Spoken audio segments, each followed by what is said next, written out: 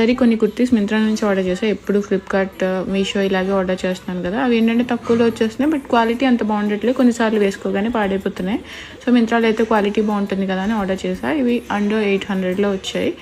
ఈ రెడ్ కుర్తీ బాగుంది, క్వాలిటీ బాగుంది అండ్ నీట్గా కూడా ఉంది చూడడానికి. ఆఫీస్ వేర్గా బాగా యూస్ అవుతుంది. బట్ 800కి అంత వర్తీ కాదనిపించింది నాకు. ఇదే ప్రైస్లో మీషోలో అయితే మనకి ఏంటంటే కొంచెం డిఫరెంట్ వెరైటీస్ అని దొరుకుతాయి అనిపించింది.